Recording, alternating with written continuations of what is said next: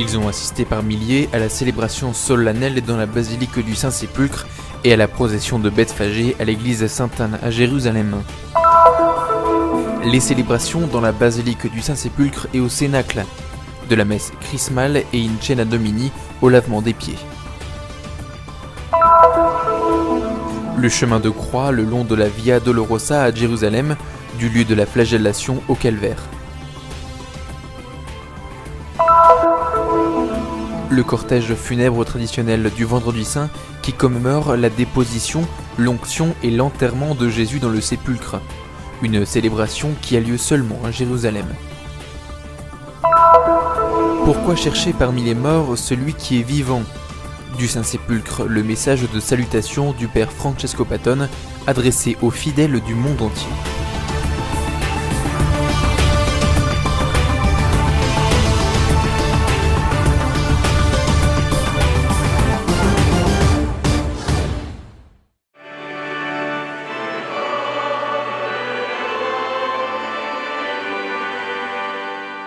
Hosanna, béni soit celui qui vient au nom du Seigneur.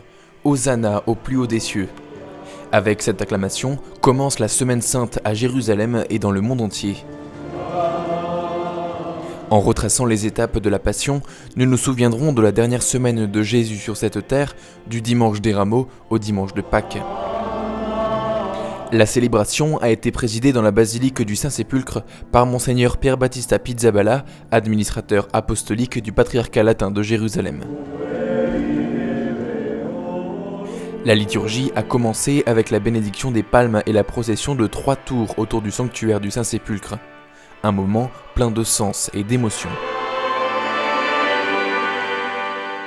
La messe solennelle a été concélébrée par les prêtres du clergé local et les religieux des différentes communautés de Terre Sainte. La Passion du Christ a été chantée selon l'évangile de Marc.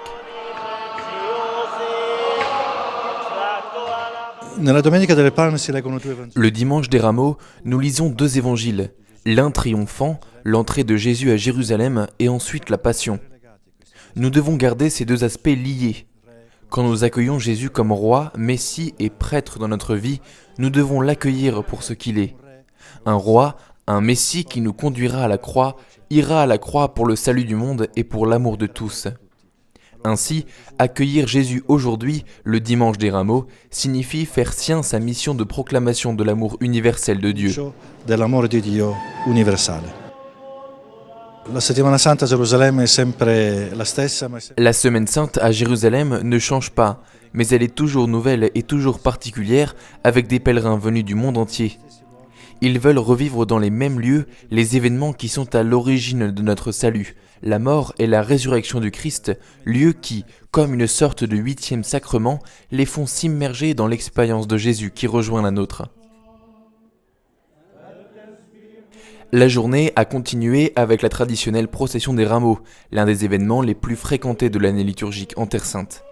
Des milliers de personnes, y compris des chrétiens locaux, des pèlerins et des curieux, ont marché depuis le village de Bethphagée, de l'autre côté du mont des Oliviers, jusqu'à Jérusalem. Il y a 2000 ans, Jésus a parcouru le même chemin, accueilli par l'enthousiasme de la foule. Au cri de Hosanna, littéralement « de grâce sauve », beaucoup de gens avaient recouvert la route avec des manteaux et des palmes pour s'assurer que l'âne qui le portait ne toucha pas le sol. D'où la tradition de la palme.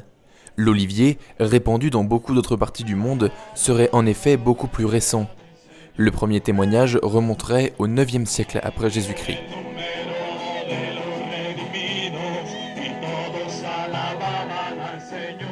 Un fleuve en fête, chantant et dansant, a envahi les rues qui serpentent le long du mont des Oliviers, en passant devant Gethsémani jusqu'à la vallée du Cédron, le seul endroit à Jérusalem où naissent les palmiers naturels, jusqu'à la porte des lions.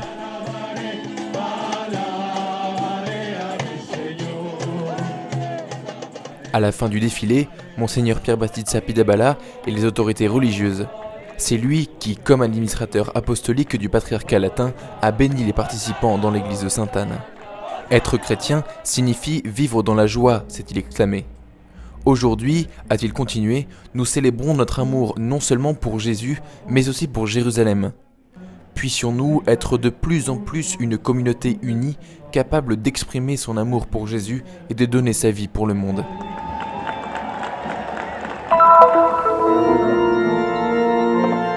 Une célébration qui ne se limite pas au souvenir mais qui actualise le mystère. Le premier jour du Triduum Pascal, l'administrateur apostolique du patriarcat latin de Jérusalem, Monseigneur Pier Battista Pizzaballa, a célébré la messe in Cena Domini dans la basilique du Saint-Sépulcre à Jérusalem. Dans son homélie, adressée aux fidèles et à environ 250 prêtres, Monseigneur Pizzaballa a souligné l'angoisse de Jésus en cette nuit de la trahison qu'il a comparée avec les nuits de notre vie. Moment où, pour les prêtres par exemple, le ministère et les efforts pastoraux semblent passer par une nuit noire. Il y a des difficultés internes et externes, personnelles et communautaires, le climat social et politique, la violence, la peur de la solitude. Cependant, le Christ laisse un exemple, le commandement de l'amour et l'offrande totale de soi-même. C'est le paradoxe de la croix qui devient une source d'espoir. Il n'y a pas de nuit que l'amour ne puisse éclairer. Il n'y a pas d'échec que la croix ne puisse transformer. Une célébration très spéciale avec l'évêque et tous les prêtres. Et la vivre ici, au Saint-Sépulcre, est très important.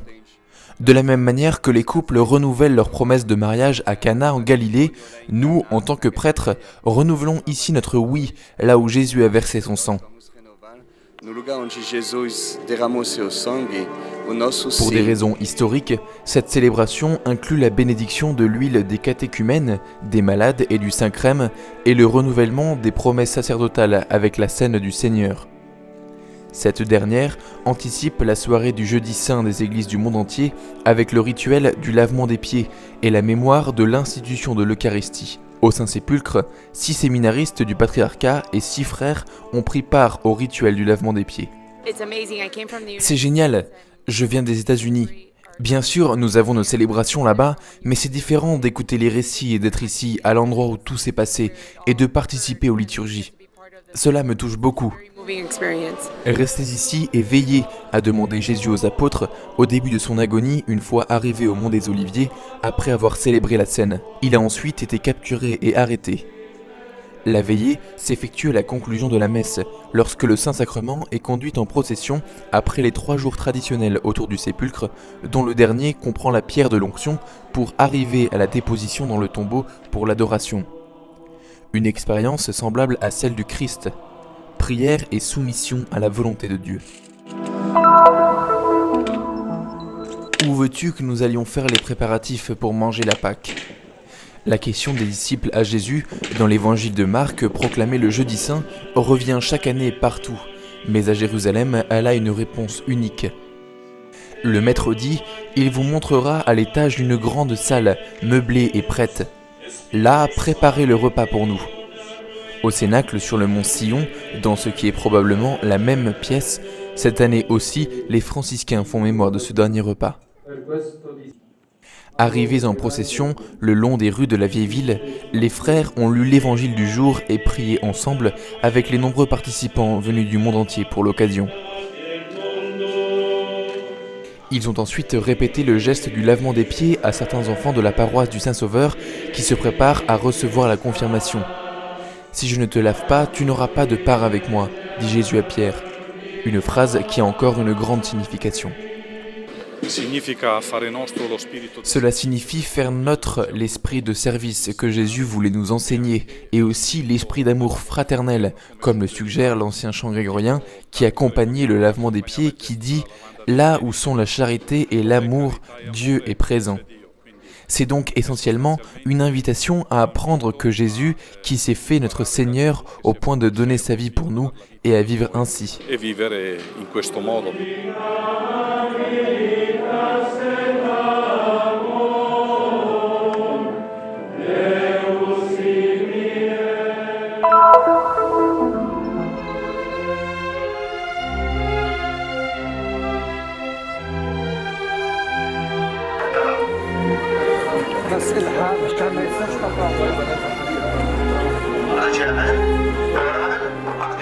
Refaire avec solennité, le vendredi saint, les 14 stations de la Via Dolorosa, de l'endroit indiqué comme le prétoire de Pilate au Golgotha, lieu de la crucifixion. C'est une tradition profondément enracinée, un héritage recueilli par les franciscains depuis le XIIIe siècle et qui se poursuit aujourd'hui. Adveniat regnum tuum, fiat voluntas tua, sicut in cielo et in terra. Comme alors, conduit par les frères de la Custodie de Terre Sainte, en suivant la croix, un fleuve de pèlerins du monde entier, de chrétiens locaux et de religieux s'est écoulé dans les ruelles étroites de la ville sainte, s'arrêtant aux différentes chapelles qui correspondent aux traditionnelles stations du chemin de croix pour prier et réfléchir sur chaque moment de la passion de Jésus.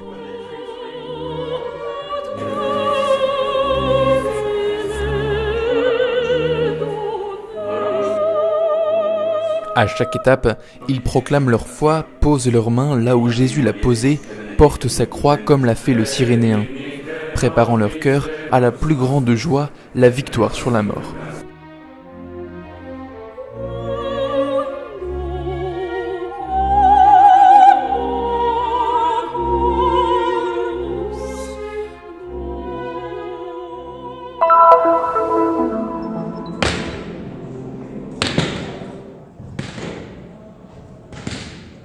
Le soir du Vendredi Saint, dans la basilique du Saint-Sépulcre, les franciscains, avec les chrétiens locaux et les pèlerins, commémorent le moment de la crucifixion, de la mort et de la mise au tombeau de Jésus, du calvaire au sépulcre. De l'Évangile selon saint Jean. Alors ils prirent Jésus et l'emmenèrent. Lui, portant sa croix, arriva au lieu nommé Calvaire, en hébreu Golgotha, où ils le crucifièrent. Après cela, Joseph d'Arimathie, qui était disciple de Jésus, mais en secret par crainte des Juifs, demanda à Pilate de prendre le corps de Jésus.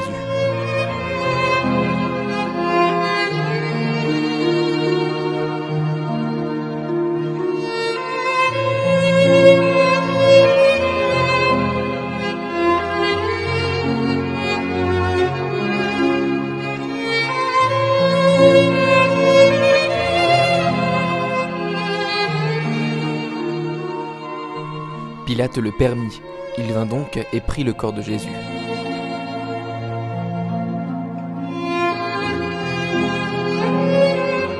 Nicodème, qui était venu la première fois le trouver de nuit, vint aussi apportant un mélange de myrrhe et d'aloès d'environ 100 livres.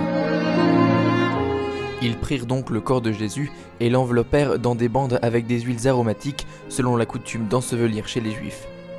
Et de la même manière que Joseph d'Arimathie et Nicodème, le custode de Terre Sainte, le père Francesco Patton, avec les autorités, les prêtres et les pèlerins, a fait mémoire de l'onction et du corps de Jésus.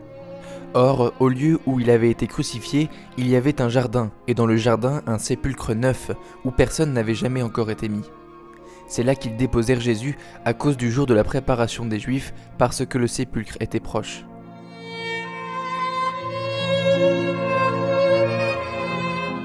Après la prière finale dans le tombeau du Saint-Sépulcre, tout le monde est sorti en silence.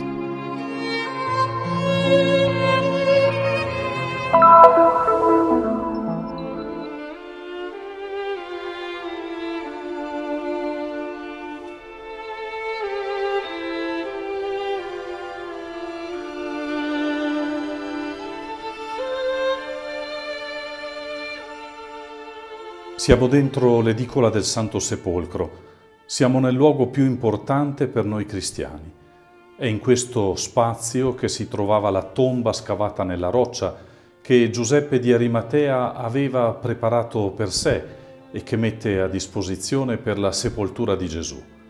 È sotto questa pietra di marmo che si trova la roccia sulla quale è stato deposto il corpo di Gesù la sera del Venerdì Santo, dopo una prima veloce unzione e dopo che il suo volto è stato coperto da un sudario e il suo corpo è stato avvolto in un lenzuolo nuovo. È in questo luogo che il mattino del terzo giorno, cioè il mattino di Pasqua, sono venute Maria Maddalena e le altre donne e hanno visto la pietra rotolata via e il sepolcro vuoto e il messaggero di Dio che le invitava a non cercare il vivente in mezzo ai morti. È ancora qui che lo stesso mattino di Pasqua sono venuti correndo Pietro e Giovanni e hanno potuto vedere la tomba vuota, il lenzuolo afflosciato e il sudario ripiegato. È qui che, a partire da questi pochi e poveri segni, il discepolo amato è riuscito a passare dal semplice vedere al credere